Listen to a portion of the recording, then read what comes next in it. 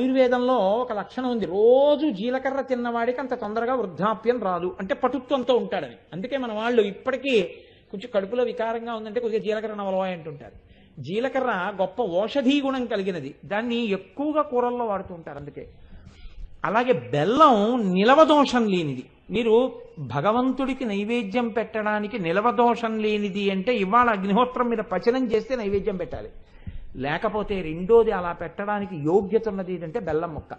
ఇంట్లోనే బెల్లం ముక్క ఉన్నా మీరు తెచ్చి బెల్లం ముక్క నైవేద్యం పెడితే దానికి నిలవదోషం ఉండదు, అప్పుడే తీసుకొచ్చి పెట్టినట్టు లెక్క. ఆ పదార్థానికి ఈశ్వరుడు ఆ మినహాయింపు ఇచ్చాడు, అది అమంగళప్రదము. పైగా జీలకర్రని బెల్లాన్ని కలిపి మీరు అప్పుడే నూరేరనుకోండి, దాన్ని ఎప్పుడో ఇంకా తెల్లవారకట ముహూర్తం అంటే ఇవాళ రాత్రి 7ంటికి నూరేసి ముద్ద చేయకూడదు.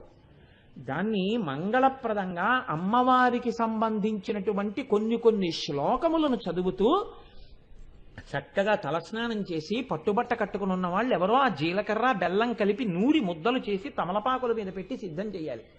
చేస్తే రెండు కలియగానే ఏమవుతాయంటే వాటికి ఒక శక్తి ఉంది, అవి ధనాత్మక విద్యుత్తు పుట్టిస్తాయి.